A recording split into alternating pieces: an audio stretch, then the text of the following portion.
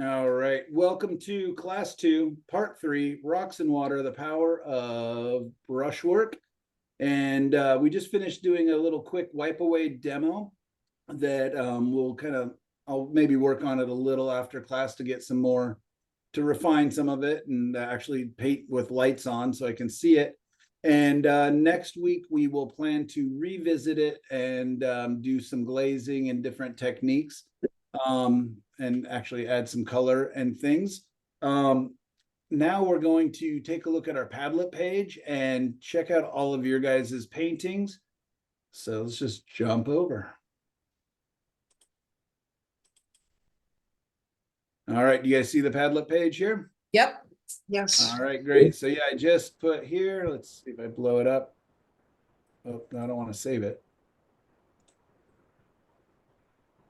So there we go. Here it is in 30 seconds. You can see the camera up here on the left side. Changing panels, changing my mind. And there, the iPhone is, there's checking all the different lights. And so hopefully you'll be able to see it a little better. And the good thing about these fast forward ones is even though they're so fast, you can still pause it. That's all through your iPhone? Yeah. So the iPhone's better. So I was talking to a fellow teacher and they're like, oh, you should be using your iPhone. So my iPhone is dying. It's got big cracks in the back side of it because it has glass on the back. So I'm going to say, instead of turning it in, I'm going to use that probably as my class camera for next time. But I just have to find, $1,400 to buy a new iPhone. It's a business expense. There you go. But yeah, so I mean, it's getting bumped and moved around. I was only worried about the camera that was on our thing, but yeah, you can kind of look through that if you want. If you're just wanting to do a little paint along, you can just kind of skim through that really quickly. So that is there. Cool. All right. And maybe I can do a little more of that going forward. Reference photos, Meg just added some just beautiful. I mean, that is so cool. Oh my. Nice. Maybe I'll do that one for our little moving water because it's got the rocks under the water, the rocks above the water. Meg, are you okay if I steal another one of your photos? Oh, most definitely. Steal away. All right. They're beautiful. Wow. Look at the reflections underwater. I love Yeah, the hot rock. Those So reflections. look at the difference with the moving water to the slightly moving water to the still water. Wow.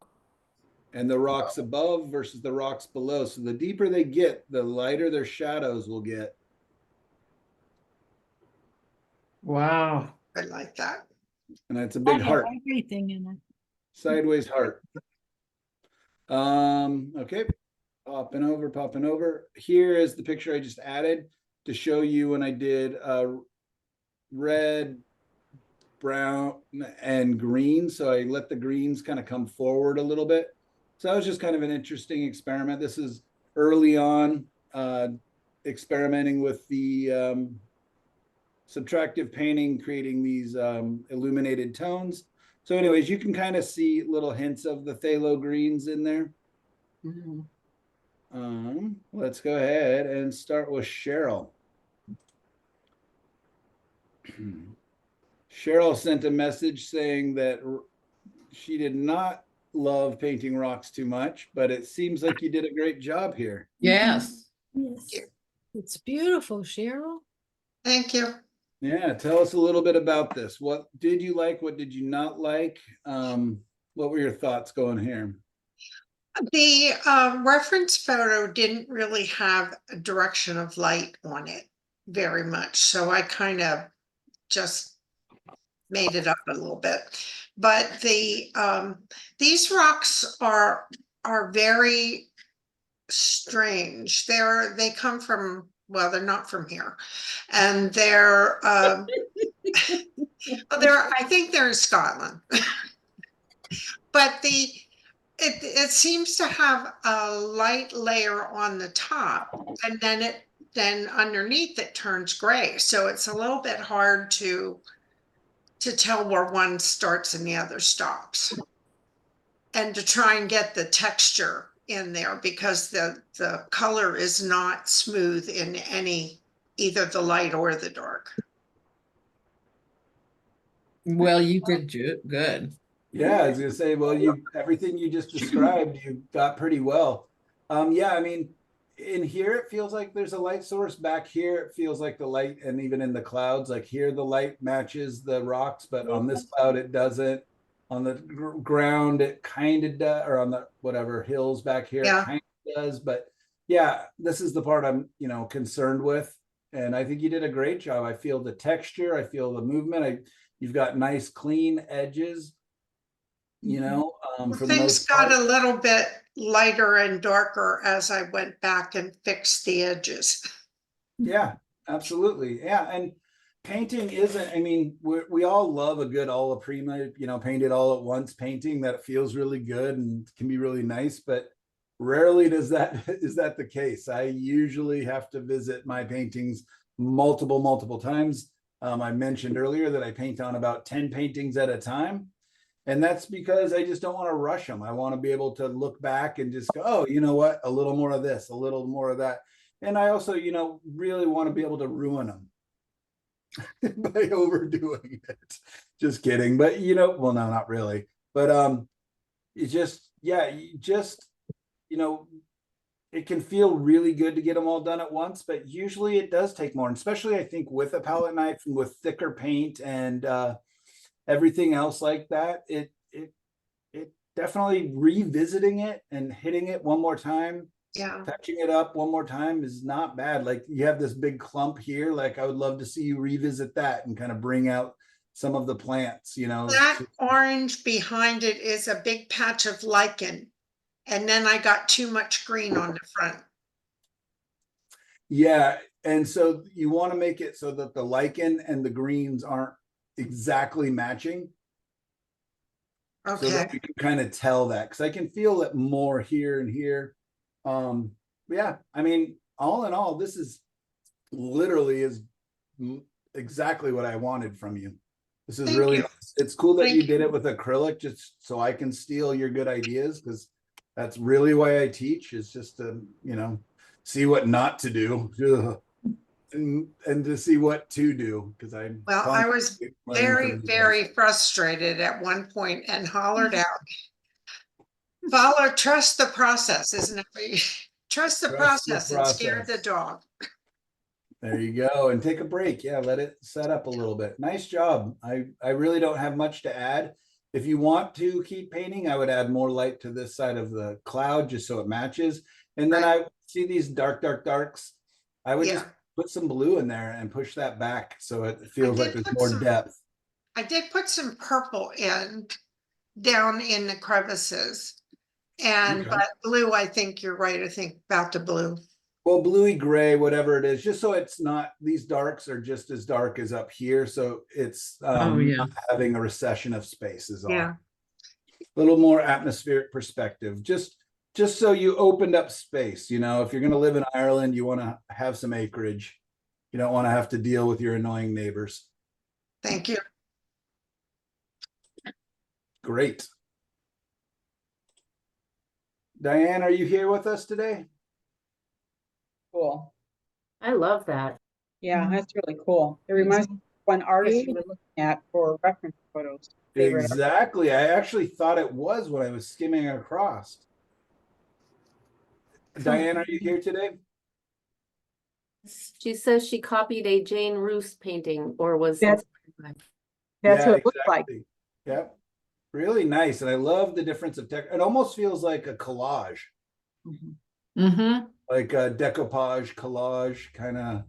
I don't know if I'm using the right words, but almost feels like crumpled paper, like Yeah, tissue. it has a paper collage feel.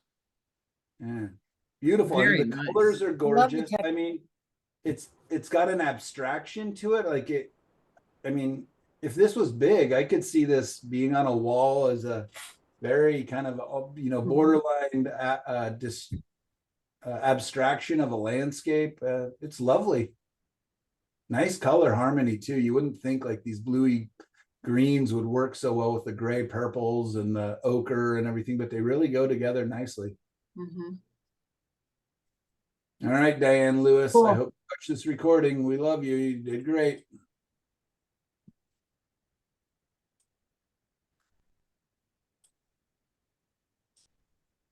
All right, Gail, okay, there's your picture. So here's your reference, Gail. Yes. So you just said, you know what, screw it. I'm going to do the hardest picture I can possibly find on the internet. Yeah, Yeah. that's pretty much what I did. And I tried to keep the underpainting is below it. Yep. And I tried Can to I keep, ask real quick, is this your photo? no, Okay. no, I found it on Pinterest. And I'm thinking right now that I'm going to wash it off and do it as a wipe away. Maybe you could almost do a wipe away on top and then come in with, lights and knock out areas. I think there's a lot of goodness here. I don't know Yeah. if I wipe it Yeah. away. I do want to show you one thing. So do you see how you have this angle of darks? And I know we're talking about the It rocks. makes me dizzy. The perspective is wrong. So the perspective is wrong right in this part. You see Mhm. this dark angle? Mhm. Watch when I go to the reference.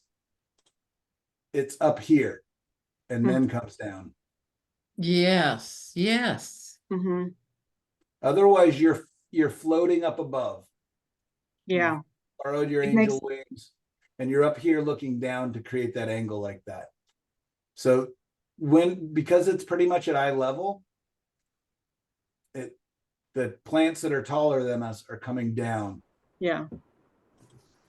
See what you don't- difference it would make if you had that this dark go up from here to Go here. up there. Okay. Then all of a sudden your perspective's right. So instead of doing a wipe away, or you can do a wipe away over the top, but just add your darks. And I would probably only do it basically in this area. Mhm. Okay. And then I would almost come back with my white, Yeah. lighter I did, paint. yeah, and because I blow- didn't wipe away on the top of any of the rocks. I just kept it all a dark, more of a no tan. Mhm. But Which part of it is what I don't prefer. want to get, I've been really trying not to get overly detailed with my underpaintings. Yeah, I like your underpainting. That little fix is going to be beautiful. Okay, I'll try that.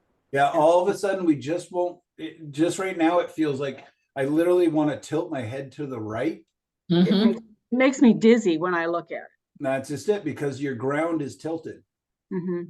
It's like if we walked over here, there's a hillside going down, Mm-hmm.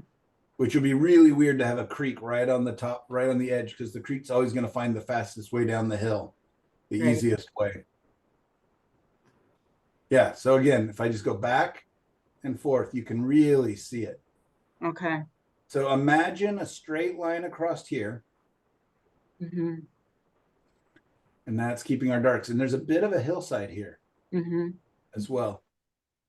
Versus here, it feels like the hill's leaning down this I'm way. rolling downhill. Okay. Yeah, let's do that and share it with us, because I'd love to see if that is the big base fix that's going to really help. Okay. Yeah, I Well- literally, as I'm looking at it, my head literally starts tilting to the right. I'll Gail, try that. are you and- gonna go back in with colors and go more towards the green or keep it more tonalist? Actually, I was thinking about using, I have phthalo green yellow hue and phthalo green blue hue, and I was thinking about using those two colors as my And you primary. can- I like Payne's gray with that And you can But, do a wipe away with that as well. over the top before I really go into it then. Yeah, so what I did, let me switch to stop share real quick. Oops. Yeah, I've got so many cameras to fix. Well, mostly this tripod that's put together by duct tape. But do you guys see that behind the easel? You guys remember that painting from classes past? Mhm. Right. Yes. So what I did was I just glazed the whole thing with phthalo blue and phthalo green and then wiped away. Because I wanted, all these were just bright orange. It was too hot. And then I also didn't have any sense of depth in the water. And so that's just one stage. Now what I want to do is add some lily pads, maybe some grasses. And then I'm also thinking about bringing like weeping willow branches down over the front. So this really becomes a subordinate member. And actually what I want to do is actually fog all of this out and add a lot of atmosphere. Wow. Wow. Okay. Okay, so I want to understand, you're talking about taking her finished painting, finished for today painting, and putting color over the top and wiping it out again? Yeah, Yep. so I would wait till it's dry, completely Well, dry, yeah, and then, but- but if you look at the reference painting, the greens in the back are that really aqua. And that's why I thought the phthalo green blue hue would really be kind of neat. And then the yellow hue or all the yellow leaves. Yeah, and what you're gonna have to do, Gail, is where you put the aqua or any of these colors over the top of that red, because it's transparent color on top of a transparent color, it's Mhm. going to mix visually. So you're gonna get some really dirty colors. Did you do that with the palette knife? I didn't use palette knife at all yet. I was going to use the palette knife to add the color and the shape of the rocks. So I said I did it more. I really tried to stay just with a no tan, dark darks, and just to kind of suggest the shapes. And I wasn't, and that's not the way I usually paint. I get carried away with my underpainting, and then I, like David, like Michael says, I fall in love with them and don't know where to start with the color. So I've been really trying to make the underpaintings more suggestive. I would be terrified to do the wipe away on top of this because it's already structurally so nice other than the one hill. But that's what I was thinking.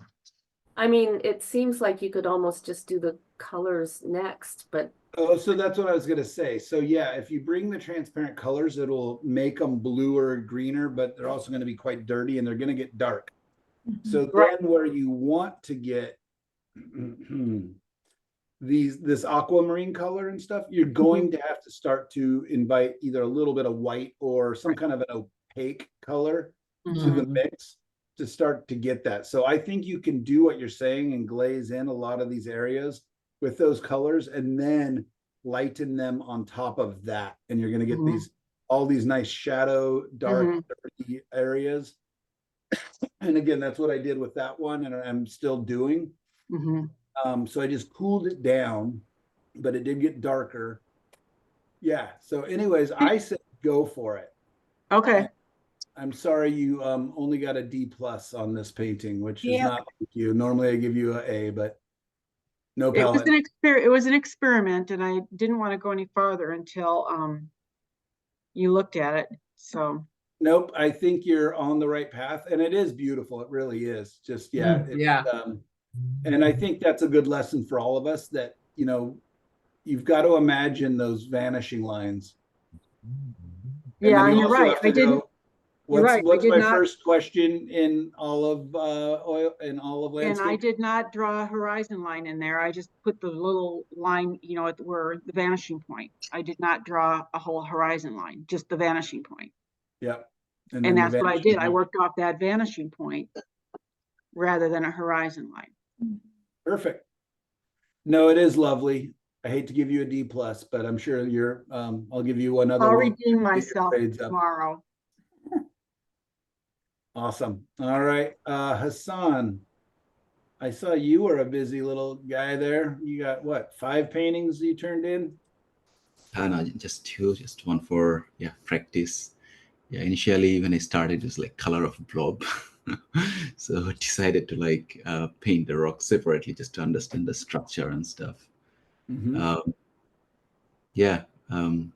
happy how it turns out, but it's my first. So tell the group a little bit about what you did here, what we did here. Because this is a beautiful photo, there's a lot of promise. So why did you not do this? I mean, as it is like a rock painting exercise, I was trying to find what looks best, trying to crop it, but couldn't find the best angle until you crop, and that when you crop the rock part, that looks probably like fantastic. Yeah, then decided to go with that. Mhm. And One thing these were just individual experiments. that's right, yeah. One And thing I have you find, used a palette knife much before? I once tried it to paint some flower, but yeah, I didn't like it. You want to know what's so funny? When I like look up like how do I use a palette knife? I got to teach it to my students next week. It's all flowers. Everything is flowers. Yeah, So yeah, exactly. That's definitely I people like got palette into knives with flowers. that knife. But yeah, that's my first and last. It's your first. Oh, well, okay. So doing these, because I thought this was genius. I thought this was a very Yeah, I do clever way too. to do Really it. nice. And your first one, I mean, yeah, it reminds me of some really great paintings that I've seen in museums and stuff, you know, where the rocks just have this structural significance, um, and a density, right? Like a weight, like it looks heavy. Mhm. Those are beautiful. I mean, all of them are nice. They become kind of crystalline at one point, you know, but I really like it. I appreciate you're doing this. And then I thought this is what you were going to turn in for the week. So the fact that you went ahead and then did something else. And so what during one of the Thursday sessions last week, I just did a challenge to Sana. He had that beautiful reference photo. And I just said, well, the assignment is rocks. You know, let's just cut out all the buildings and the trees and the, you know, sky and everything. Let's just focus. And isn't that such a nice abstraction? No sky, right? I mean, normally you'd be advised against saying no sky, but when you're focusing on a thing and you're working on a thing, paint the thing. Yeah, You're it's Yeah, that's you're beautiful. learning. So then next time, if you go, yeah, I would like to paint that whole photo. I really like it. You know, it was my daughter's 6-week birthday. I don't know how old she is now. You know, and it was really meaningful. I want the whole scene. Then you can, and now you know how to do some of the hardest parts of it. One thing I was struggling though is putting the direction of palette knife while painting rocks, and there's one struggle, and another is I was trying to like invent few rocks, but as you can see, it is exactly copy as the reference. I was afraid to introduce new type of rocks because I wasn't sure about the angle, and it's much easier to use the reference. Yeah, there's the two thing I probably like struggled most. I want to like, yeah, be more poetic side, not use exact reference. And yeah, how do I determine the direction of like palette knife? As you can see, it's probably like random strokes in different places. I don't see it like that. Truly, I see I mean, some of them are, you know, but I see it as you're building it structurally. I don't have a good answer for that, truthfully, but it actually feels, I mean, I love like the light changing as the angle changes. And it feels like this is the light source, and like the rocks on this side are being lit on the left, and the rocks on this side are being lit more on the right. If you want to revisit this at all, what you can do is bring a little bluer, a little grayer to the off light side. And then it's not only value based, but you also start to get some temperature base. So you have, you know, this is a warm color. This is a warm color. This color is warmer than this, so it works. But if you really want to play it up, you could just, you know, start to cool it down. And then, yeah, within rocks, you have so much. You have reflected light bouncing back. You have the radiant light from the outside of the blue sky. You have all these different elements that are coming in. So as far as like a value, if I turned this into black and white, it would read very well, I imagine. Okay, thank you very much. Yeah. Yeah, I've got one more quick question. No, So in the demo, okay, go ahead. in the demo you have done, you made like 3 or 4 type of different blacks, like warm, cool, and neutral. Would you care to share like at what are the right purpose for those and when to use what? And also, do you use similar kind of warm, cool, and neutralized for other values, for example, the light. I mean, you probably explained that to make a bluer version of the Sorry, light. Hassan, you have to put your questions here. Okay, yeah, I'll do No, that. I'm just kidding. I'm absolutely kidding. There's a long Don't- question. don't Yeah. listen to him. No. Okay, so you're saying when I create darks that I'll create a warm and a kind of a neutral and a cool dark. Mhm. Yeah. Okay. So that's a great question. So in this photo, in this painting, everybody, this is a question for everybody. What is the light source? The sun. And what temperature? Is it a warm or a cool light? Warm. Warm, yep. It's a warm light. So anything reflecting the light is going to be warm, which Mhm. you've done a very nice job of. Mhm. These aren't getting the direct light. I mean, that's not a great example because it's, still catching some of the light. But like, let's say here, it's still catching light because it's not pitch black in your reference, right? So there's all this cool light. So imagine the dome of the sky. This is going to be a little complicated, Hassan, but you have the warm light coming from here, but you also have light bouncing off the sky, right? So everything, so your reference is really good at this. You see the warmth, but yet the other side is still not, it's not black. Mhm. But what is it? It's cooler. You see the blues and the purples? You're gonna say it's almost ultramarine blue in there. Right. Okay. Even within this, so this light is coming here. This rock here is blocking the light and casting a shadow on this rock. Can you guys see that okay? Mhm. But it's not black Mhm. because the light of the blue of the sky is still getting into that shadow. Right. Mhm.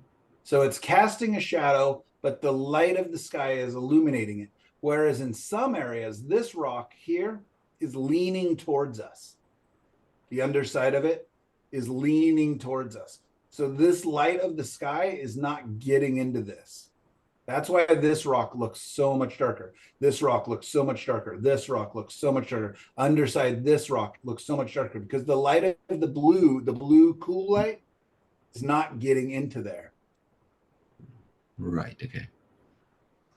So warm, and look at the light here, or the darks in this rock, right? That I do not think of light as just a straight line very rarely. I think of it as hugging.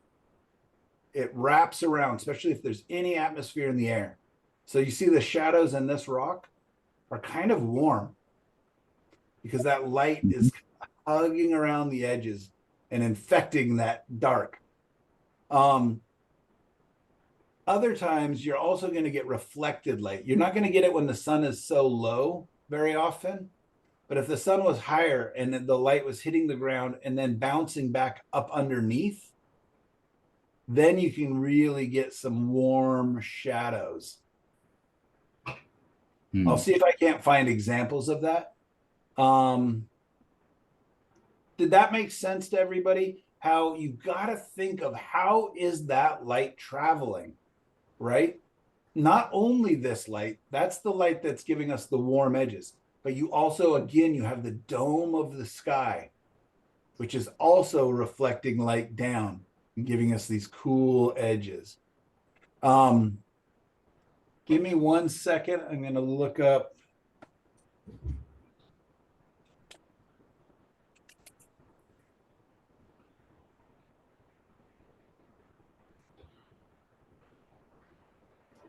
See if I can find it. Oh, I just.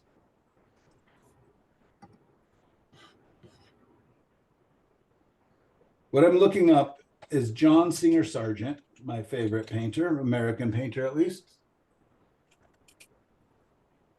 And I'm just going to type in rock painting because I don't know the name of it.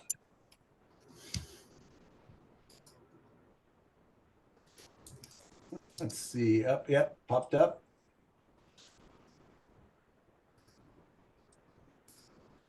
This is one of the most remarkable paintings. How do I type it in? Yeah. I just watched a 30-minute video about this painting. But look Was it at on? all the warms and the cools, the darks, and you know, he's got the light source off to the left, striking across. He's got the blue cools of the sky coming in. What's the name of it? Seascape I think it's marine. in Italian. Yeah, it's at the National Gallery. It's at the National Gallery of Art in the United States, and they just posted a super, super, super high resolution image of it because this is a big painting, and you can zoom in and see where it's transparent, where it's opaque, where he's, you know, put 20 layers of paint, where he's put 1 layer of paint, and you can just tell he worked this painting for a long time. But yeah, if you're curious about good rock paintings, I mean, even with his watercolors, with cool light, warm light, soft light, hard edge, I mean, they're just unbelievable. So Cute. yeah, The documentary you mentioned, is that on YouTube? I'll see if I can find it again. Yeah, this young guy is making these videos that are pissing me off. But look at this with the rocks underwater and everything. So good. I wish I could blow it up. Maybe I can if I push this one.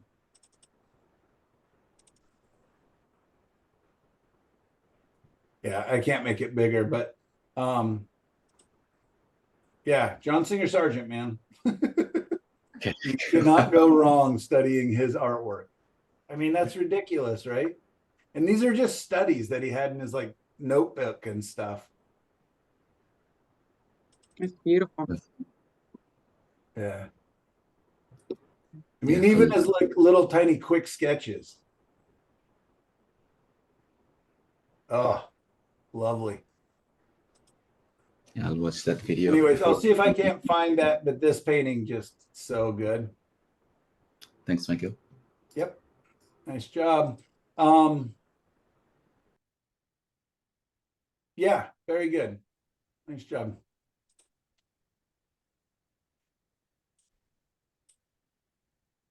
Karen, what do you got going on for us? Anything for us to peek at?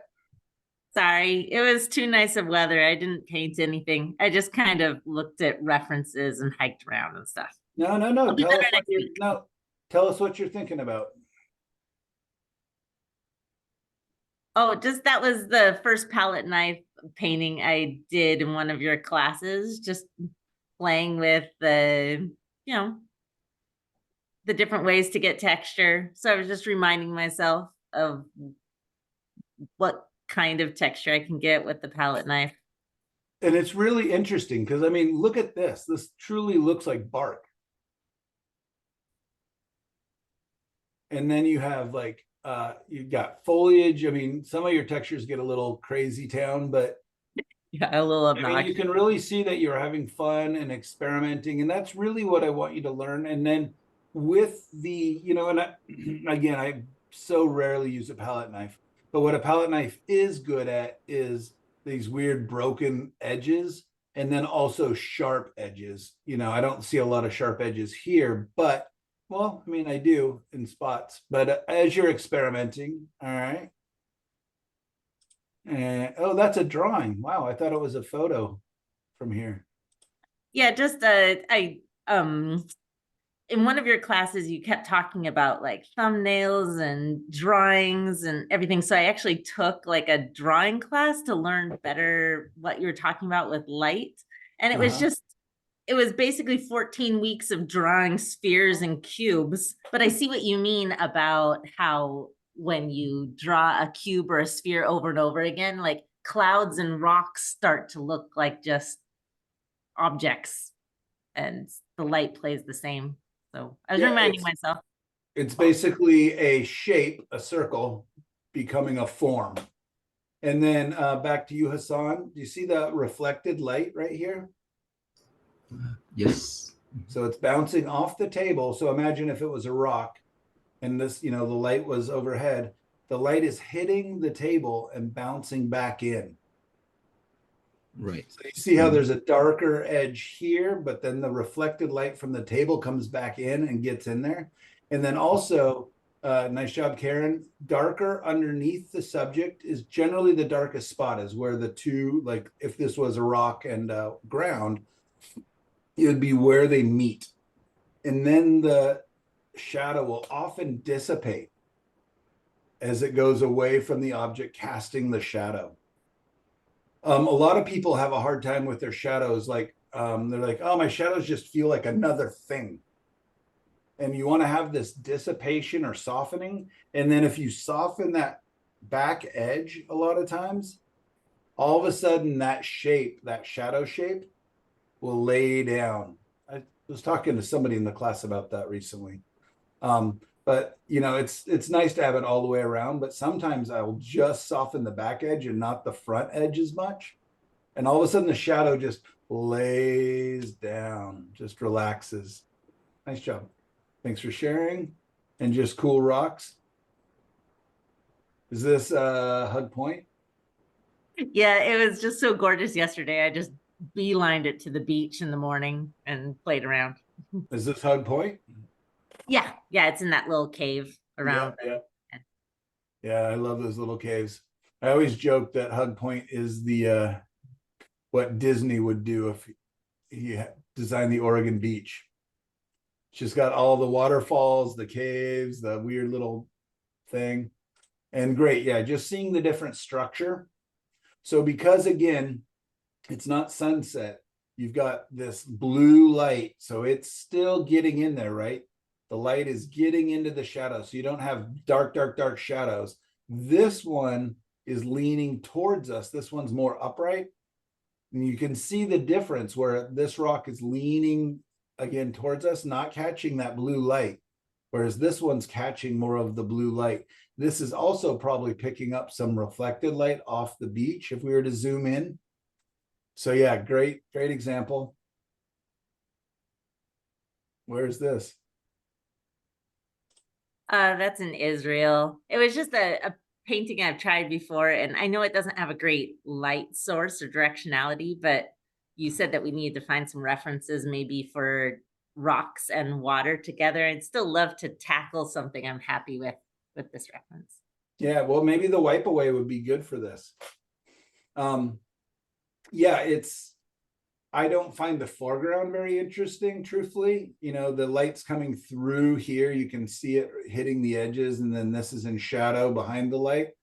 Yeah, I've never been to Israel, unfortunately, but yeah, I think that there is something here. I think you're gonna have to stylize it or personalize it. And even looking back at that John Singer Sargent painting that I just shared, maybe bringing in, maybe turn this dirt into another big rock, making it less messy or, less everything. You've got a tree or a branch, you've got a rock, you've got dirt, you've got foliage. It's just a lot.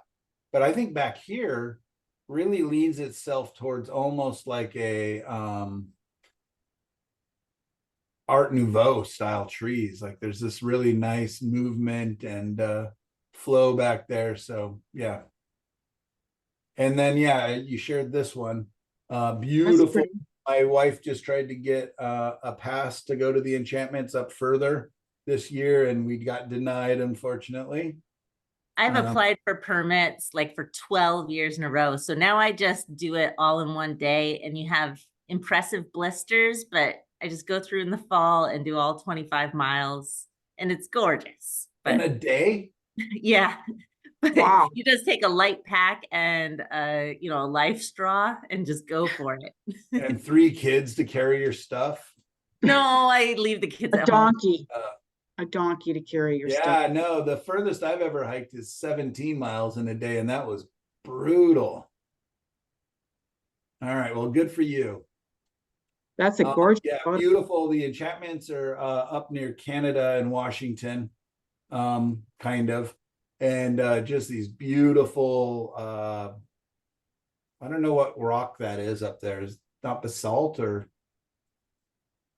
but yeah, they're these kind of light gray rocks. Yeah, my wife and a good friend went up there and the water's just pristine and beautiful. It's so interesting. I mean, like I was thinking about this when you posted it. I was like, how would I paint this? Because look at this. Looks like a gardener came through and edged this. Mm-hmm.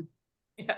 And, you know, lots of odd things, like elements of this are gorgeous, but together I can't like figure out how I would paint it.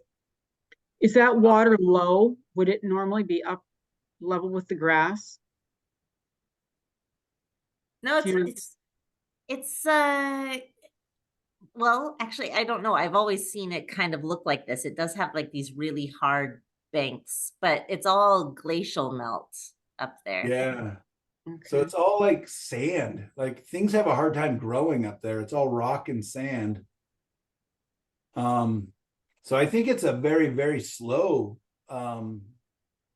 erosion that's making this. I don't think it's, you know, a flowing creek or anything. These are like on the top of the planet. Like there's not a lot of flow up here. I like the guide. I like the movement of it. But I was just I like how studying the this and eye like, goes. how would I edit it? How would I? Yeah, I don't know. It's a tough one. I would probably zoom in on a part of it. Yeah, I would do several pieces of it. Right. Yeah. It's like independent, good pieces, but together it does not create a whole. And my wife has tons of photos that she's like, you should paint this. Look at how blue the water is. I was like, okay, what part? You know what? Together it's just a lot of rock slides and chaos and gorgeous. And Is so this yeah, a I mean, I national challenge park? you to, what's that? What kind of park is this? State park? National park? I don't think it actually has a designation yet, does it? But you have to get It permission must. to go in. Yeah. Who's You permission don't do you need a get? permit for day use. You just go for it, day use. But it's, I mean, it's Yeah, it's the camping thing, the overnight. They just don't want a ton of people, you know, putting up their gear. But I've heard they let so few people that you can have your own lake, like to camp at night. yeah, the There's so backcountry many permits are lakes. for like a lake apiece. And there's like, this isn't the spot, but there's one spot that I would love where there's actually a waterfall coming off of one of the sides of those mountains into the lake, and you can swim out to a rock in the middle of it. And it really is like otherworldly. But Yeah, my cousin got a pass on her first try. And I kind of hate her. she took 3 kids with her and they hated her. And now they don't talk about anything else besides how amazing it was. But ran yeah, she into said a- they did it in like 3 days or 4 days because you know they're young. Yeah, So I the don't know what permits kind of were pass- 3 days. I talked to a ranger last summer and I was like, just out of curiosity, not that I plan on breaking any laws, but how much would you get fined if you're out here without a permit? And he's like, it's $130. And I'm like, you know what? That's kind of worth it. Yeah, and what's the odds you're actually gonna get caught? Yeah. Oh man, so beautiful. Yeah, the Pacific Northwest is crazy. All right, Kristen Horn, did I see you? Yeah, there you are. Look at you. Man, did you inspire Hassan or did Hassan inspire you? Independent thinkers. Beautiful, Kristen. They're Oh, you're muted. beautiful. Oh, it's fantastic. Yeah, they're absolutely gorgeous. Did you use a palette knife? It looks like you did. You did great. Mhm. Oh, I went crazy with my palette myself. Good girl. For good love or it. for not. I like every single one of them. Mhm. Are you kidding me? No, they're gorgeous. I was worried that they Oh no, would. sorry, I'm talking about the wrong painting. Oh. No, I'm just kidding. No, I I was really gonna do. agree They're with great. you. Nice job.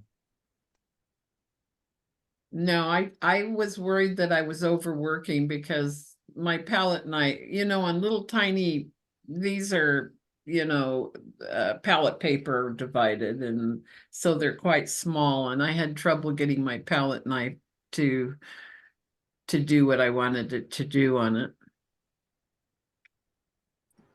So Yeah, should that's the thing, right? You probably need a bigger rock to paint with palette knife. I had the same problem. One thing I did do, though, I have to tell you, I put a coat of gesso on my canvas paper. And that helps. Time? oh my gosh, it was so much better to paint on. Good. Yeah. And it was so easy to do. So I'm gonna probably do it again. I hope you do. And I hope you keep experimenting with the palette knife.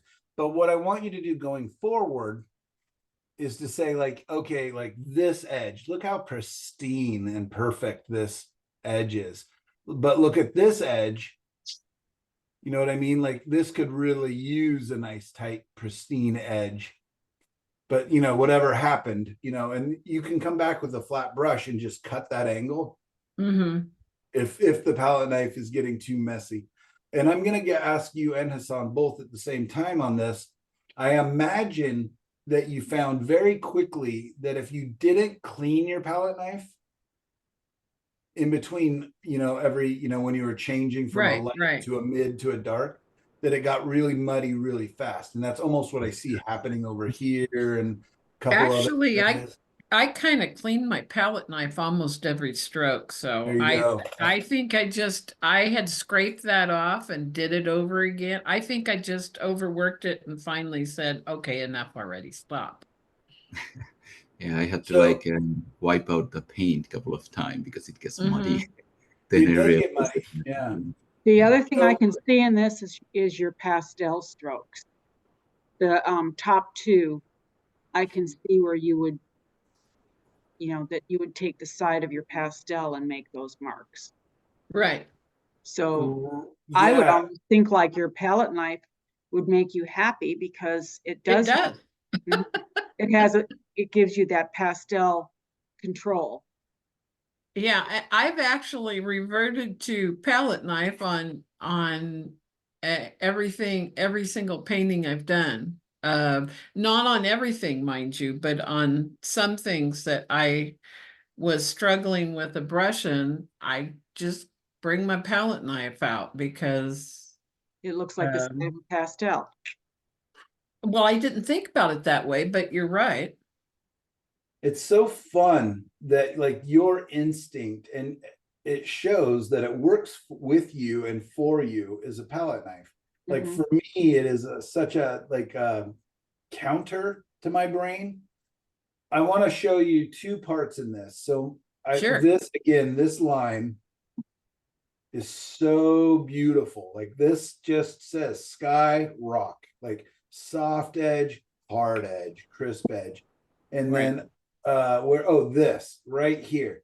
So I can see where you just put your palette knife down and then you did a light where you changed your pressure and did a Mhm. light drag. And that's where I really see that pastel comment coming into play. Mhm. Is with the pastels, you can push hard, you can push soft, you can use your edge, you can use your point, or you can turn it on its side and drag. Not that I've ever done that, but I've watched people. In this area right here is so strong. Like imagine the roof of a barn and the side of a barn. Imagine, you know, there's so many things where this stroke and this little motion, you know, crisp, hard, slight drag, crisp line, slight drag. And then you can see, and this is what I think Hassan was wrestling with a little more, is your strokes do seem very purposeful, a lot of them, not all of them, but you're just like, okay, here's this shape, here's this shape, here's this shape. And you're kind of going with the shape of the rock. It's almost like you have visualized the three-dimensionality of it. And you're like, oh, okay, this rock goes this way. This angle of the rock goes this way. And yeah, I really feel a sculpturalness to these. Well, thank Yes, you. you How have a do you- natural instinct re- for darks Yeah, and that's lights. really evident in the one on the right, top right. Where Yeah. she How do you make you those? built it just like you would build a pastel. That's okay. You got dark lights and mediums in that. Yeah. How do you make those like crisp edges on the fourth painting on the black rock? There's like a white, yeah, Am I white paying line this one, almost. Hassan? No, I mean the bottom right. This one, yeah. In No, the middle of the painting, there's like white line. It's like very crispy. How do you make that? Yeah, I struggle to put like crispy edge with palette knife. on those, I loaded a very small amount on the edge. Okay. Yeah, so when you load your palette knife, look to where you can literally pick up the palette knife and see where is the paint on that knife. Right, exactly. And it becomes important. Yeah.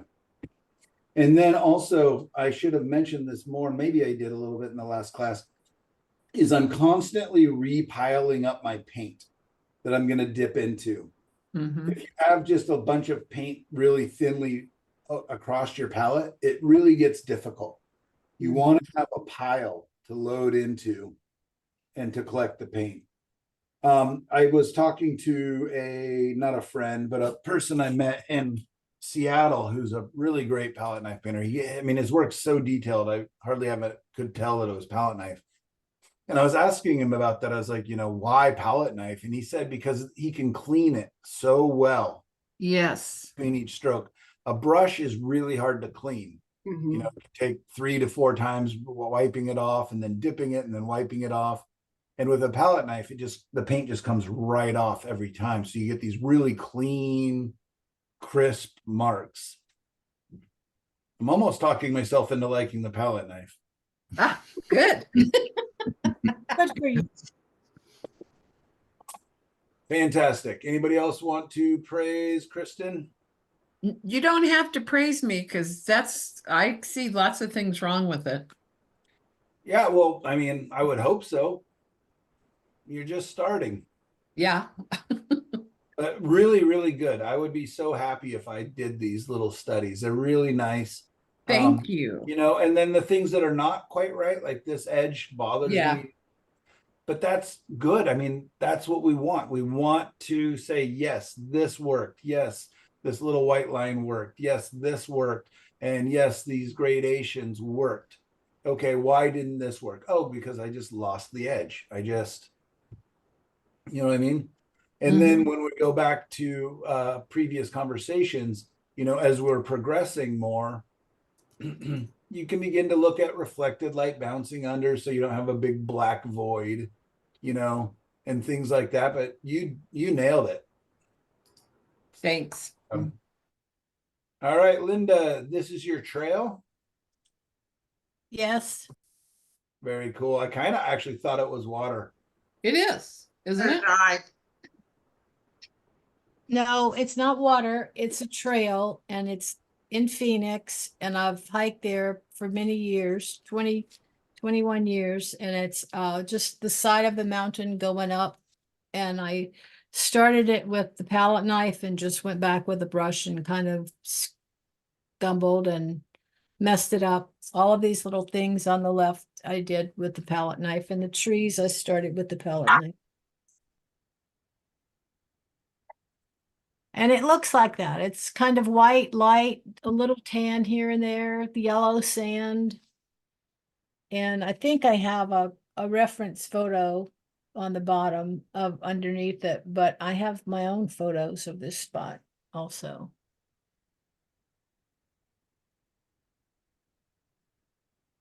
So I love a lot of it. I really did think it was just like a slow waterfall coming down. So I just gave you an A+ for the waterfall and a B for the trail. Just kidding mostly, but what I'm not getting is what's going on in here. A mountainside, and it was obscured, and it had just, elements of it had all kind of cactus all over the place, like the big But is it obscured by fog? no, it's just gray. It was just gray, misty in the morning, kind of. area, and it looks whitish gray, misty until the sunlight comes over that side of the mountain from the right and hit it.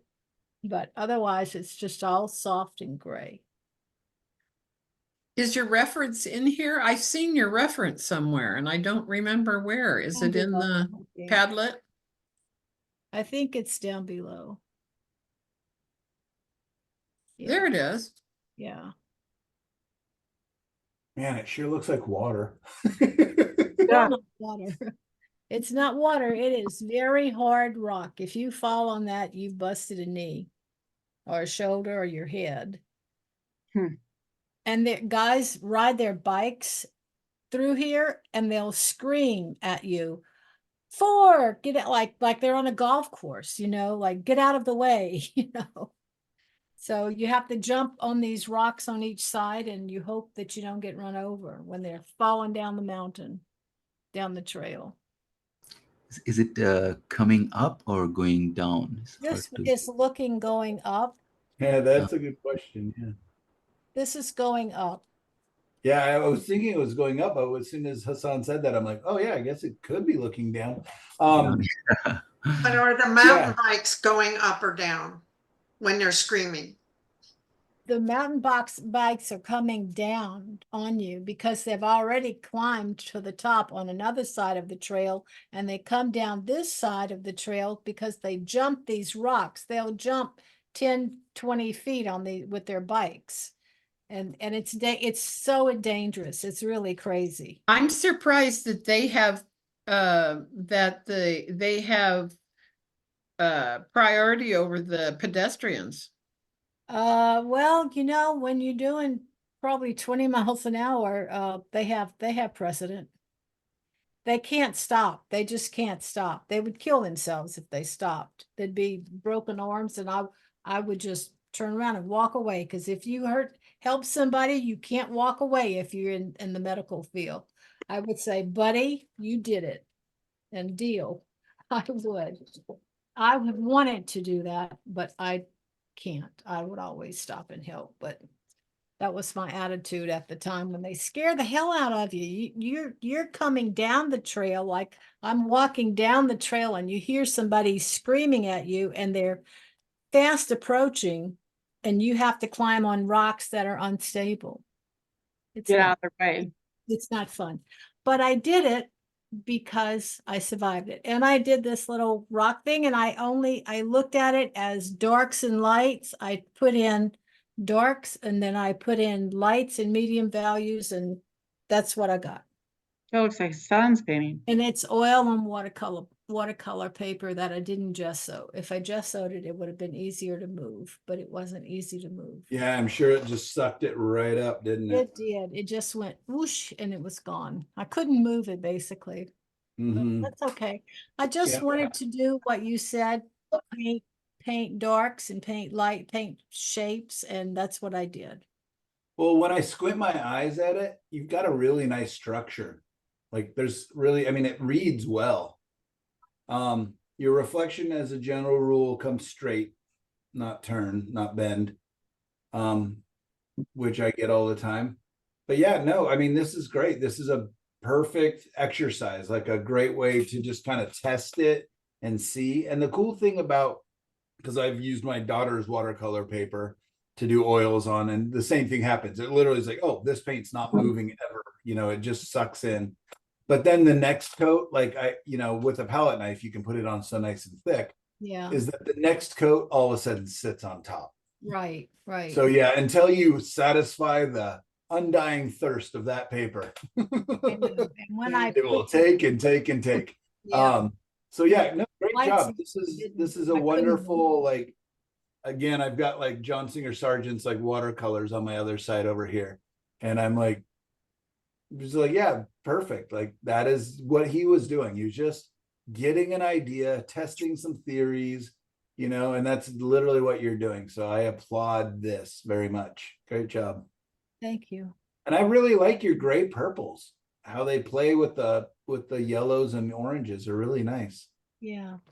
And that was just leftover paint. After I painted the rocks, the rock scene, then I just did that little, And all of those gray purple colors are in this scene. So I don't know why they look so different. They look dark on the canvas, and on the paper, it shows the purple. So Linda, are you ready for your next challenge for me? I know I probably give you the most challenges of anybody in this class, but I know, Michael, why? because I just see all this growth and potential.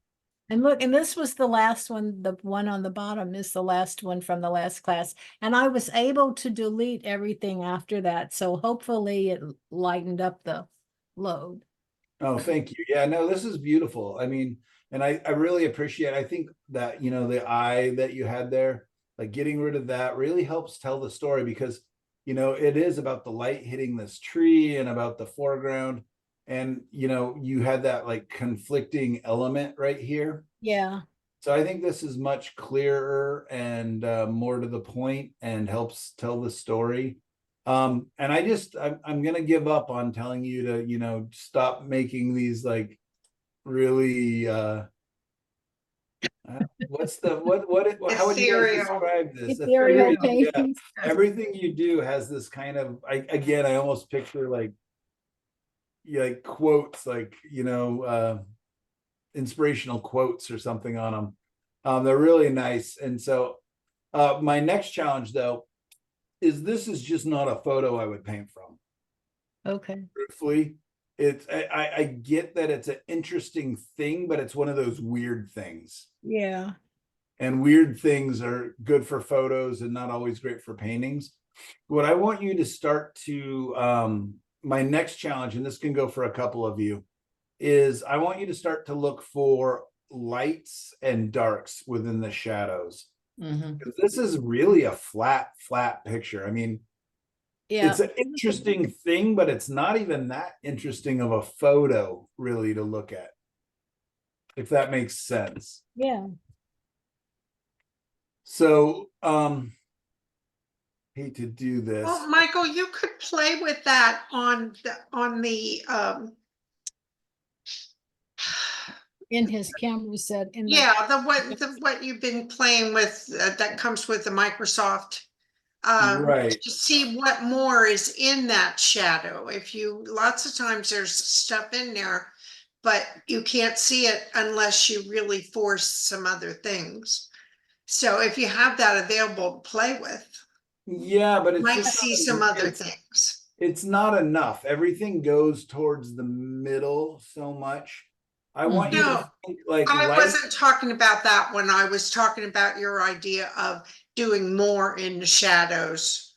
Oh, sure. Looking for more in the shadows. You can often find more of what's in that shadow if you play with it on So here would be an example. Like this photo has interesting aspects. Like I think the clouds and stuff, but like this is just a big mess and it's not an interesting foreground. I don't think anybody looking through all the references would be like, this is interesting. Besides maybe like Gail would like be able to look into this and go, oh, I see a design and a shape. What are you So trying what I to say? want you to do is to look for something where you have like strong lights and darks. You see, like maybe you don't love this picture at all, but you see how it's interesting with lights and darks and shapes that give us form. yes. I strongly recommend, like, this is not a good painting. It's an interesting scene. I took the photo to show you guys these rocks that I thought were kind of cool and flowers, and I just had a great hike with my wife. So, maybe I should not have even shared this, but it's not a good painting. I would have to definitely push something in it, the lights and the dark. So I want you to start thinking about lights and darks and contrast to build your paintings from. Okay. Big structures, right? Like this is boring, right? It's just a simple creek, couple round stupid trees, a beautiful sunset, nice colors. But what it does have has structure, has lights, darks, and medium middles. So Yeah, and again, like when I showed you guys these photos, nobody went ooh and ah, but imagine the sun setting on these rocks. Wow. Oh, yeah. Yeah, that Yeah. would be gorgeous. Right. And the same with these trees. Like, yeah, these are interesting trees, but imagine how much cooler they would be in them if the horizon line wasn't. But you know what I mean? Like lights and shadows, really like this. Even though it's very messy and weird, if you squint your eyes at it, it's got this interesting abstract design in it because of the lights and shadows. Right? Yeah, it's I beautiful. still want to come in and clean it up and do things to it, but yeah, squinting your eyes even at like this, like lights, shadows, it creates this movement. Even again, I would still want to alter it and change it. I'd take this shape out and clean up. But it's about the lights and the darks. I hate this weird, and I love this place. I love painting here, but this weird shape of green is always here, and it's always only on this bank. I don't know what it is. So whenever I paint it, I just get rid of it. I just pretend that's this, I use the lighting and I use the shadows, but having like a big green shape. Anyways, I want you to start thinking about lights and shadows. So you're so good at your sunrise and sunset photos.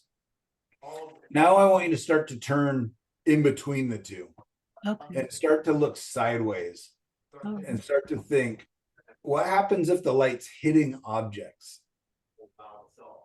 Yeah, I see that. That's gorgeous. It's not, I mean, it's got a good design. It's got interesting elements, but I would still change so much. Here's that stupid plant I was just talking about. Like the trees aren't the most interesting. Like I would change a lot of aspects of it. But I want you specifically to start thinking about light and shadow. Okay. And I'm challenging you too fast. I'm giving you too many things. Every 2 weeks, I give you a whole new thing. And I apologize for that, but I see so much potential in what you're doing. And again, I want you to paint your beautiful, ethereal, borderline spiritual paintings, but I want to give them a framework. Okay. Isn't the Arizona landscape kind of flat like that? I mean, isn't part of where she is living and the memory she brings to her paintings? Well, and that's the question. Yeah, it is. Here it's flatter, but in Phoenix, I lived in the Phoenix mountain range, and it goes all the way to Scottsdale. It was like I was 6 miles from Scottsdale, and the mountain is just craggy and they're gorgeous and so spiritual. I would walk up this path and there would be people, maybe one or two people sitting on the side of a pile of rocks, just meditating, waiting for the sun to come through the mountain peaks, and it was just very diverse and just really hard to walk. It was a beautiful place. I love that place. And Yeah, go ahead. I'm sorry, I didn't mean to and interrupt. sometimes you were going up a path and it was turning to the left or the right, but you would have a wall of mountain right in your face, like you'd be like, 100 yards from a wall of mountain going up where there's no path and where you could not walk. And there were signs that said, do not walk. And because rattlesnakes and everything were out and all of that, we could hear them sometimes rattling, and there was like just shale rock that just flat little thin pieces of rock that looked like they just splintered and just made this kind of craggy texture. I didn't put all that kind of stuff in, but it's all monotone, isn't it? Is it not like it's all grays. It's all grays and purples and blues and greens. So I guess that's what I was asking or bringing up to you and Michael. He wants you to paint light and dark, but you're surrounded by shades of gray. Yeah. Phoenix is a shade. All the mountains is all shades of gray, and then again they get pink and purple and pale blue. It all depends on what the morning light's like or the evening light. and out here, sometimes the mountains look, indigo, purple, like some indigo purple color. And then again, it goes, in the morning, it's just a pale lavender, like the one in the top left in the back. Yeah. I mean, it's just beautiful. It's beautiful. So I just wanted to show you. So Edgar Payne is one of my very favorite painters of all time as well, American painter. And what he does is still brings in Mm-hmm. light. This is a very, high key painting. There's barely any dark elements, but it Yeah. still has structure. Right. I see what you're saying. And I respect your challenge, and I want to do them. That's a good example of one That of right one of there. the painting. To me, Right. because it's like you say, it's high key, and it looks like the kind of colors she would use, but it has a strong structure. Right. Oh, and Yeah, that's let me type into. So yeah, I'm constantly it's a tough one because I just taught 2 plein air classes, and one started in the afternoon, or started at like 1 and ended at 3. And I was like apologizing to him, like, this is the worst time of the day to paint. The light is so flat. And the other one I taught started at 9 and ended at 1. And I found myself doing a demo while the light was good in the morning, and then saying, okay, now you guys paint. And I apologize because the light is flat. It's midday. So midday paintings have flat light. Oh, let me just type in. So that's again why I'll do a lot of backlit paintings and stuff. Edgar Payne was my first impressionist that I really liked. And it's because California impressionists went from painting light and atmosphere only, like the French impressionists were trying to paint what is the color of light, what is the color of atmosphere, which I still love, but to painting what is the light as it changes over the form. right. So the California impressionists took a lot of the theory from the French impressionists, but created form with it.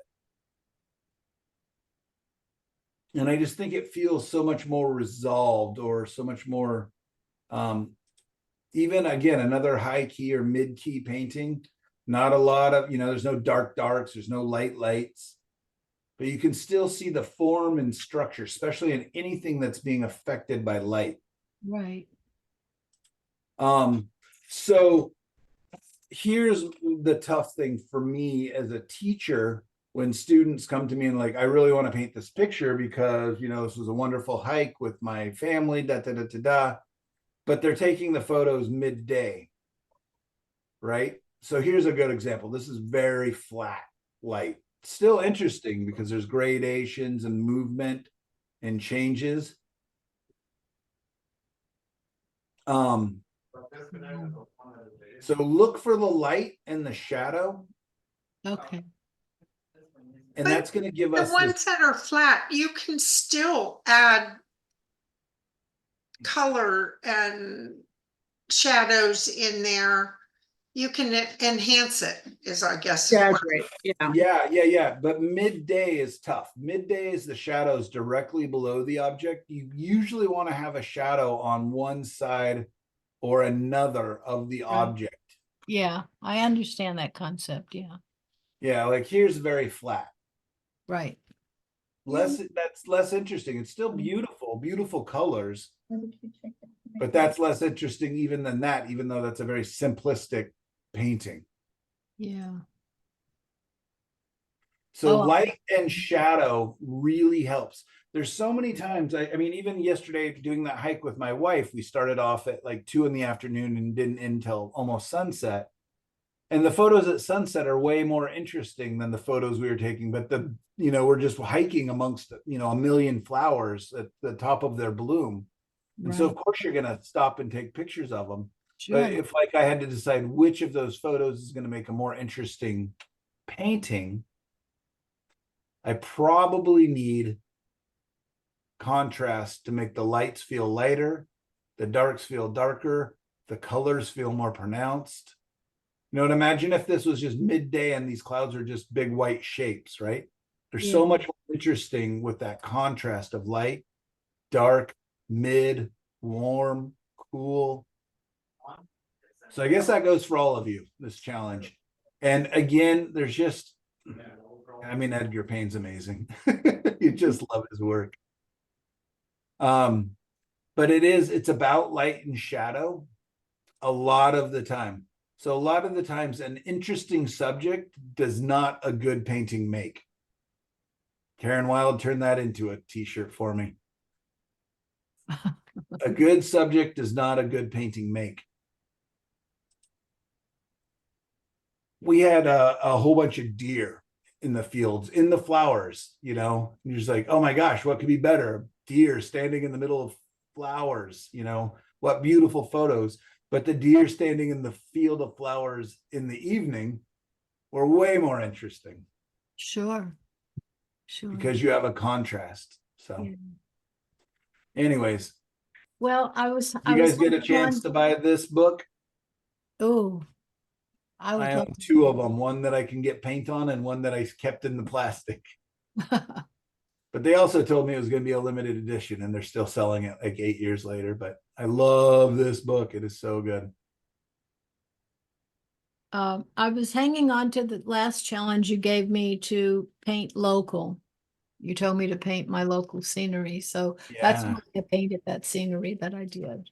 Yeah, good. No, and I mean, I think that's why I give you challenges is because you embrace them and you dive headlong.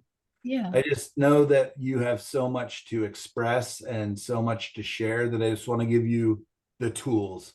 Thank you. I appreciate that. Absolutely. And look at Edgar Payne, everybody. He's absolutely just makes me want to, I don't know, cry. Yeah. It's so beautiful. Yeah. It'd be a good one for you to just try and paint. I could paint some of his works. Yeah, I could try them. Yeah. And I love Lenny's coming up. Oh my God, that's gorgeous. Yeah, this is actually a good example of what we were just talking about. Exactly. Linda, are you here? I'm here. All right. So this is a really good example of, you know, not to compare students or anything like that, but you see these nice lights and darks, and it has a structure. And I know this is a carved out rock, so you know, and innately it has a lot of structure to it. Yeah, tell us a little bit about this. This is kind of It's place. It's a photo I took. It's a place we went. It's called the Betatacan Ruins. It's part of the Navajo National Monument, and those are just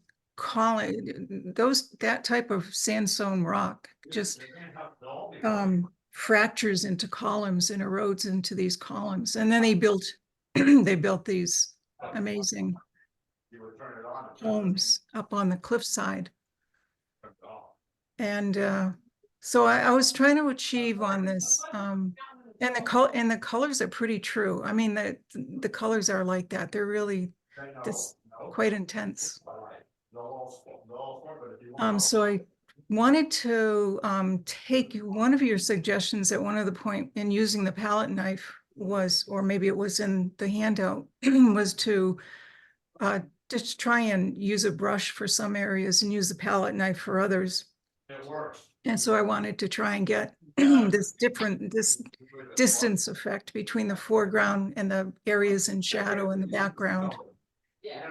There was a lot of, once I started getting into the painting, I noticed all the reflected light that was in the shadows, and there was structure in the shadows.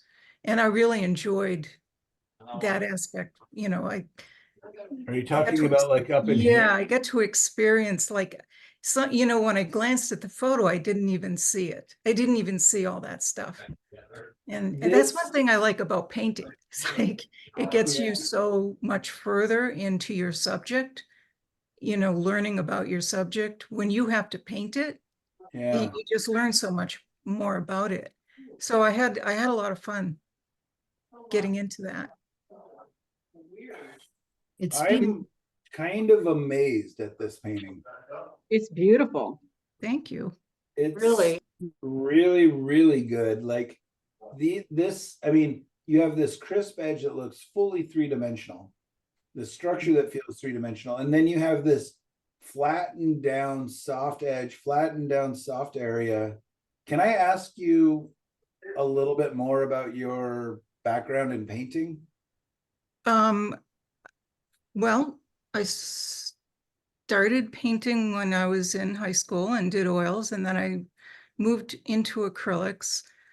You mean in terms of Well, learning? like how did you learn to make some edges so crisp and clear and other areas subdued, and then like you let the rocks just bleed off, like you didn't bring these crevices straight off the edge? Like how did you know to do that, to like keep the Watching focus right in watching a lot this? of your videos talking man, about what a stuff genius. like that, basically. No, I will not take credit for this. This is really okay. So I want everybody to look at this. There's like a football shape right in here, right? And all of the focus is here, the hardest edges, the lightest light, the most interesting structure, and then it bleeds out, and then it bleeds out, and then it bleeds out, and then it bleeds out, meaning that the edges become softer. It just keeps you in this place. With a lot of people, and myself included, my tendency may be to take those lines and those crevices off. But if you did that, our eyes would just shoot off the edge. You've somehow did this almost horizontal painting. Yeah. But kept us in the middle. So I actually look at this and like, oh, there's a lot I can learn by observing what you're doing with your soft corners. So I was just curious, like, how did you learn Yeah, to do that? 'Cause I don't think I have that in any of my videos. The texture too is amazing. Those Yeah. two main rocks in the middle are smooth-sided, the white one and then the other one. And then there's so much more texture in the rocks around it. Yeah, and then you have like lead-in textures, like up, in certain areas. But again, the focus really stays here. Like I'll get distracted and I'll wander down here and be like, oh my gosh, this is so neat what you did here with this layering of blues and grays and warms and cools. And then I had so much fun in that area because that was one of the last areas I did, and I was kind of up against the wire, and I said, because it was this zigzaggy superficial texture, and so I just took the flat part and just swiped it up and down, and man, I mean, I fell in love with the palette knife on this. I've never used it that much in my life. Yeah, that is the best part about this palette knife for me, is not the hard pressure, it's the soft pressure skimming across the top, and how it just grabs little bits here and there and just like, oh, that looks like texture, that looks like a yeah, I feel like every week I pick one of your guys' paintings and I just ooh and ah over it and build you guys up, and then next week I have to come and tear you down. I'm sure it'll happen. There's so much in this that I really, really like. Like the only thing I don't like is this rock right here. Yeah. And it's because it's kind of in the middle and it kind of just feels unrefined. I can't tell if it's the edge or, but that's it. That's so minor. Yeah, I could probably fix that. I bet you can. You know what I see in this? I see that she's kept the center of interest with the hard edges and the lights and the darks with harder edges in the middle, and the softness is around the sides and the edges. 100%. What a Well, great that's- gift, because you don't like just wash it out. Like we know what's happening. Our brain fills it in. Yeah. And here's one of my secrets to my laziness in painting. I mean, just leaving things unrefined, is that the truth is that the viewer likes to do work. Our brains like to get just enough clues and feel in betweens. I swear that is one of the reasons Rembrandt is as popular and famous as he is, besides he was an amazing painter. But if you look at almost any Rembrandt painting, there's parts that almost gone, just lost. But you know exactly what's happening in there because he tells you as you lead you into that lost area. And that's what you're doing. Like, we know that this continues. We know these continue. We know these crevices continue. And our brain likes that. Our brain likes a little bit of work. Mhm. Our brain likes to be a part. Like, now, when we fill that in, Linda, Uh-huh. we are part of your painting. Yes. You've Yeah. invited us to help you. And then you're also keeping us, and it's like a really good storyteller that's really concise.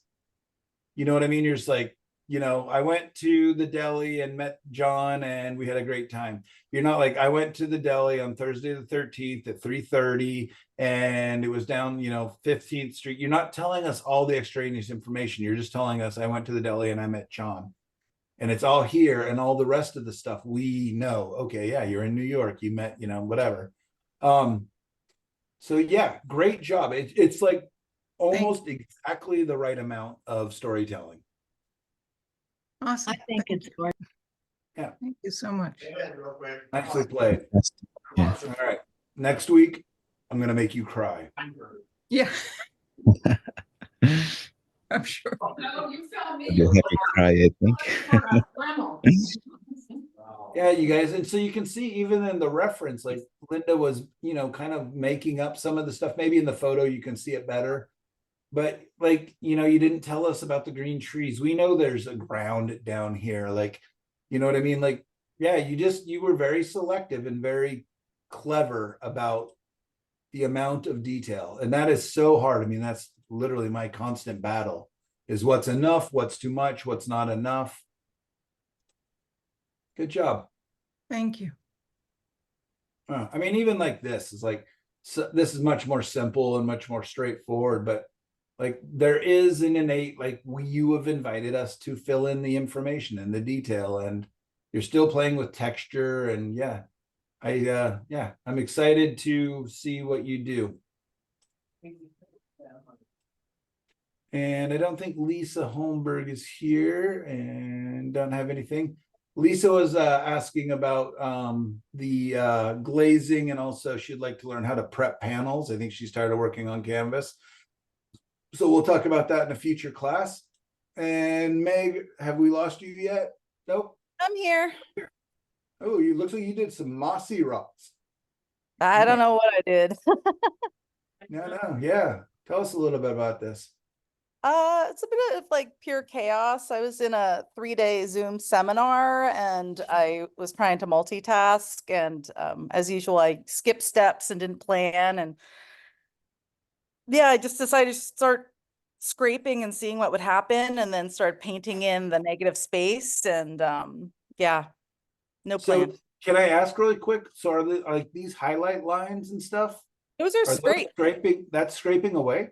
Yeah, so I found that out of all my palette knives, I really like the scraper best. It's Which one's a scraper? it's called a scraper.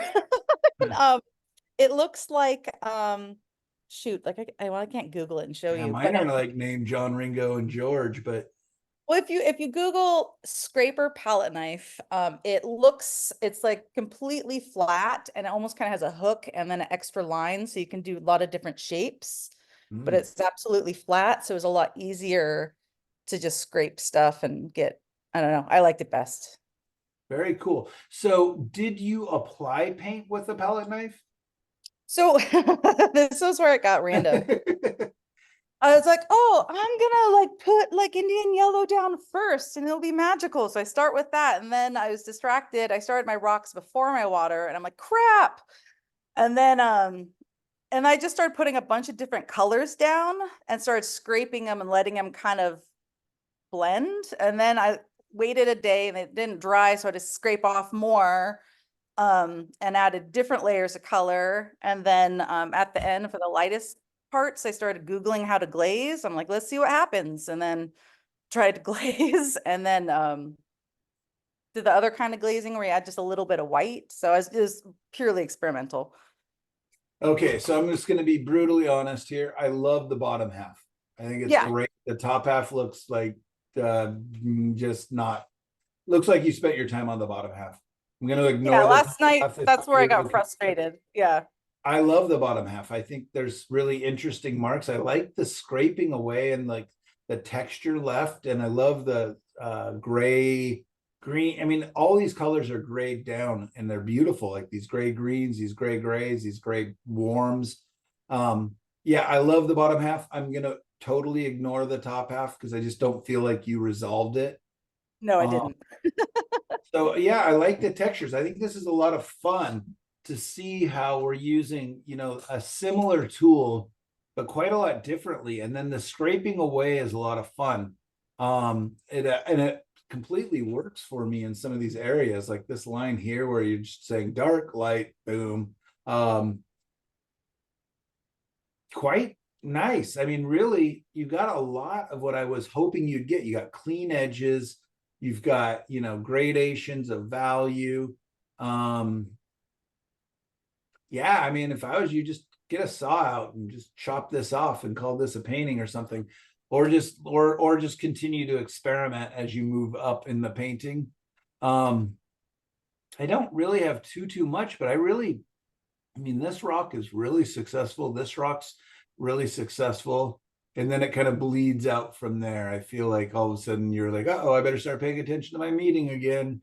Yeah, I had different plans like for the back and it didn't turn out. And then, yeah, I really actually wished it was like where I could just kind of like cut it off. But I mean, just revisit it, you know. yeah, Let's get this water to lay down. It kind of looks like a wave is about to come crashing over us, almost like it's very flat, like it's a wall. It doesn't Yeah. lay down. I feel like you just I know you're a good enough painter to know that if you put the same shapes and the same texture up on top of each other, it's gonna flatten out. It becomes a wall with a wave print on it. mhm. So yeah, just lay that water down and then come back in. And if you want, this was fine. You did the assignment. Let's move on to the next painting 100%. So I'm very happy with this quadrant, and the rest of it, I'm just going to ignore Me too. and say thank you for doing it. And I hope you, like you said, you learned about the scraper tool. Yeah, nice. Thanks.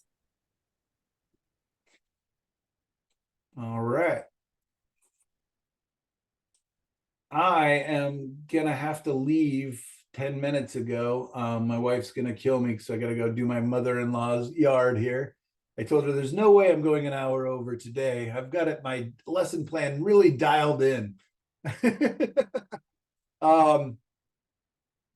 Do you guys, Nyla, Sandy, and Sharon, do you guys want me and I guess Sandy, we haven't talked about your awesome fruit here. Do you guys want me to give you a 1 minute, or would you rather will we come back and visit these next time? Or even Thursday, I can talk to some. I'll see Nyla tomorrow. I'll see Sharon tomorrow. Sandy, you were there last Thursday. I mean Sandra, and then It's 6 in the morning for me on Thursdays. well, do you want me to talk to you about yours real quick, and then I can cover theirs maybe tomorrow? Sure, that'll work. Okay. That'll work, yeah. Okie doke. So lovely, lovely. One of my favorite, like, you know how when you meditate, they kind of go to your, you know, favorite scene or favorite space or favorite whatever.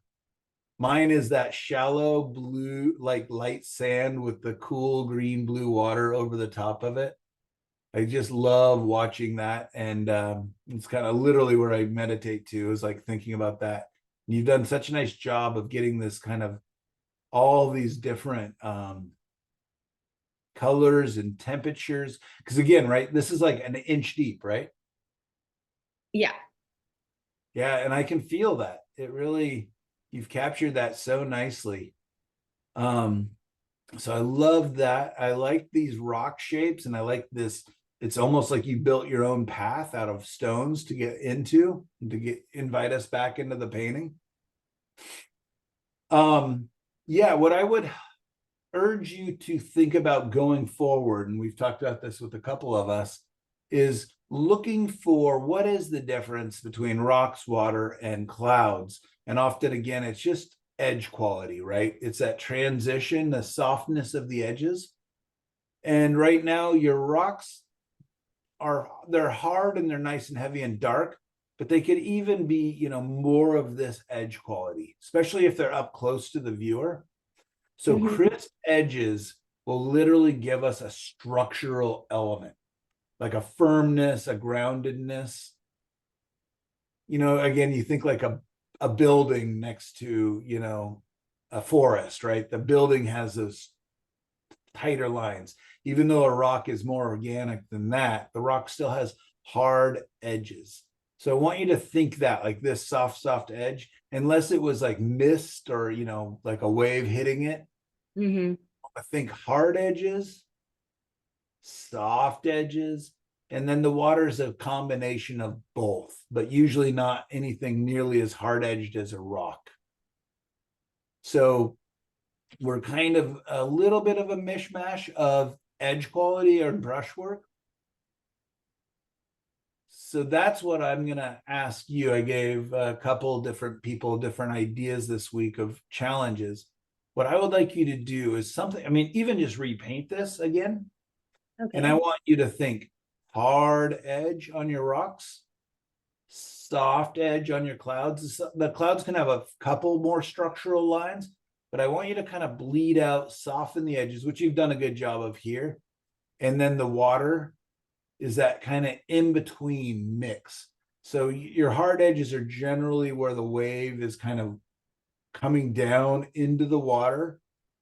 And a lot of times the water is even more, well, fluid, that's a funny word, more blended. And you've done it. I mean, you've done a good job. So I think actually, you know what? You don't even have to do it again. I would just say, come back in and let's just find hard edges on these rocks. Okay. And just see if that doesn't ground them. You know, what was the saying? We want our clouds to feel soft and aloft and our rocks to feel hard and grounded. Okay. And then do you see this opening here that you put between the waves? Yeah. It works in a like theoretical way because it's this path through, but I would actually connect it just because it doesn't quite somehow feel right. I mean, maybe they're even overlapping a little bit, but that opening just somehow, I mean, you could argue it with me, but I don't quite feel it. There we go. Yeah, so, okay, so here you go. You got your rocks at the bottom. So they become more dissipated. But when we look at the top of this rock, you see how crisp that is? And then when we look at the water, you see how the colors change much more softly. And then the clouds, you have some edges, but they're still not nearly as sharp as this. And then you have lots and lots of, I mean, you couldn't hardly pinpoint where's the beginning, where's the end of these clouds, right? If I told you, tell me, Sandy, where is the purple gray and the green meet? You'd be like, somewhere in here along this gradient, right? And so water is gradients. Clouds often have these very dissipated edges. Sometimes there's some crisper edges, but truthfully, that soft edge is what makes them feel soft and floaty. And then the crisp, hard edges of rocks and the density of them is going to plant them on the earth. Right? Yeah. That makes sense? Anybody have anything to add or an argument with that? No. So yeah, density, softness. Gradients, meaning like this color changes to that color. Tell me where, we don't know because it's just somewhere in between. Hard edges in the water, kind of, but it's not dark. It's just light to a mid, right? And then see this edge back here? It's a dark, big, you know, probably lava infused landform, but it's still not this. It's still not hard. There's still a little bit of a softness, and that's because of the perspective and the atmosphere that we've invited into that. So yeah, you're right there, actually, Sandy. I'm not going to ask you to repaint it by any means. I think if you just come in and darken and harden up these edges, maybe connect the wave. It's also a lot flatter than you have the base of it. If we put a ruler against the bottom of it, it's almost a line. Or yours is really squiggly. That will also help to kind of level that out. Waves will generally kind of come in on almost a line. There'll be a little bit of break on the line, but the line is still there. And also the base of the rocks will also be lines.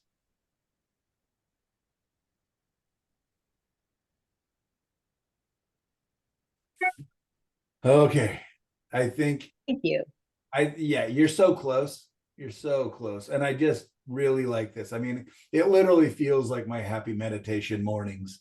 Like I love these colors. I think turquoise and light blue greens and all those colors are my favorites. Like it always baffles me that I don't paint with them more often.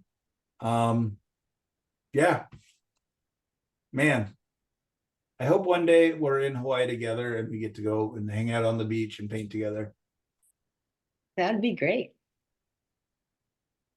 I was supposed to be there next month. Oh no, last month, but we ended up canceling. But anyways, all right, we will What's for homework? oh, I don't know, whatever you want to do. It's practice your scales and come back and I don't know. The homework is starting that same painting that I did, however you want to start it. And if you want to take it further, you know, you Okay. can.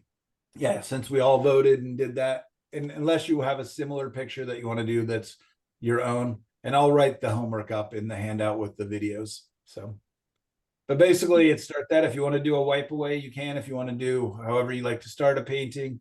Yeah, it's basically still water reflections. If you want to put some depth in there, put some rocks in there, that's a bonus. And then we're going to do creek and stream, and then we're going to do ocean. And we're going to keep bringing rocks back in because they haunt our dreams. You guys are awesome. Thank you so much. I really got to run. I hear my wife. Thank you, Michael. Closing the garage. Thanks, Nico. Thank you, Michael. Yeah, you guys. Thank you. Thank you. Take care. Thank you. Have a See you good day. tomorrow. See you tomorrow.